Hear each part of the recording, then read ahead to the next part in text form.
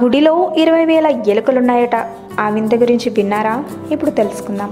ఆ ఆలయంలో ఎక్కడ చూసినా వేల సంఖ్యలో గుంపులు గుంపులుగా ఎలుకలు కనిపిస్తాయి.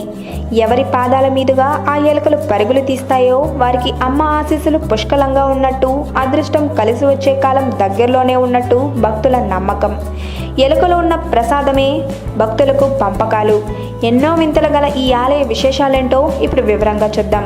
కానీ అంతకంటే ముందు మా ఛానల్ని సబ్స్క్రైబ్ చేయడం మాత్రం మర్చిపోకండి. మొఘలుల శిల్పకళా నైపుణ్యం. జోధ్పూర్ బికనీర్ రాజవంశీయులకు కర్ణిమాత కులదైవం.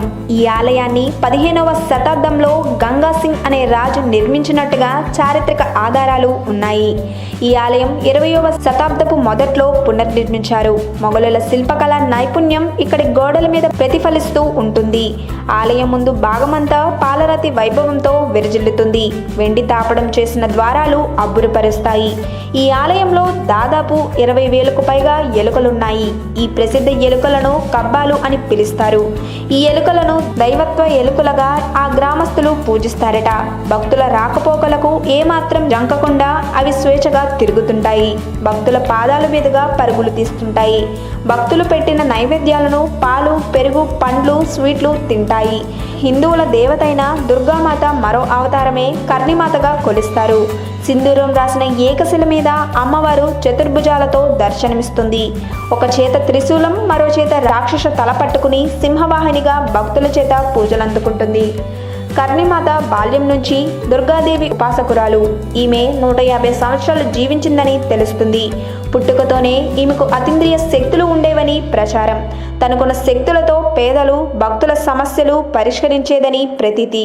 అందుకే ప్రజలు ఆమెను దేవతలా కొలవడం ప్రారంభించారు. ఒకరోజు ఆమె అకస్మాత్తుగా తన ఇంట్లో అదృశ్యమైంది. ఎవరికీ కనిపించలేదు. ఆమె అక్కడే ఆలయం నిర్మించి నాటి నుంచి పూజలు జరిపారు.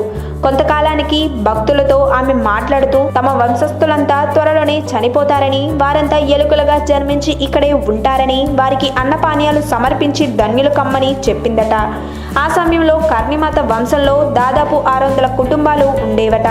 మాత చెప్పిన విధంగానే కొన్ని రోజులకు ఆ కుటుంబాల వారంతా మరణించడం, ఆ తర్వాతే ఈ ఆలయంలో ఎలుకలు గుంపులు గుంపులుగా రావడం చూసిన వారంతా కర్ణిమాత వంశీయులే ఎలుకలుగా మారారని భావించారు. అప్పటి నుంచి ఈ ఎలుకలను కర్ణిమాతతో సమానంగా పూజించడం మొదలుపెట్టారు. ఆలయం వద్ద దాదాపు 20,000 ఎలుకలు తిరుగుతూ ఉండడం వెనక మరో జానపద కథ కూడా వినిపిస్తుంది. 20,000 మంది బలమైన సైన్యం ఒకనొక యుద్ధంలో ఓడిపోయి పారిపోయి దేశ్నోక్ గ్రామానికి చేరుకున్నారు. ఆ ప్రాంతానికి వచ్చాక యుద్ధం నుంచి పారిపోవటం మహాపాపమని, దానికన్నా మరణమే మేలు అని తెలుసుకున్న వారు తమకు తామే మరణశిక్ష విధించుకున్నారు. కర్ణిమాత వారి ఆత్మహత్య దోషం పోవడానికి ఈ ఆలయంలో ఎలుకలుగా ఉండిపోమని చెప్పిందట. సైనికులంతా కర్ణిమాతకు తమ కృతజ్ఞతలు తెలియజేస్తూ అక్కడే ఉండిపోయారట. అలా మానవులే ఎలుకలుగా పునర్జన్మ ఎత్తినట్టుగా భావిస్తారు. ఇక్కడ ఎలుకల రెట్టలు గాని, వాటి నుంచి ఎటువంటి వాసన కూడా రాకపోవడం విచిత్రం. ఇక్కడికి వచ్చే భక్తులకు ఎలుకలతో ఉన్న ప్రసాదాన్ని ఇస్తారు. ఈ వీడియో కనుక మీకు నచ్చినట్టయితే లైక్ చేయండి, షేర్ చేయండి. మరిన్ని లేటెస్ట్ అప్డేట్స్ కోసం మా ఛానల్ని సబ్స్క్రైబ్ చేయండి.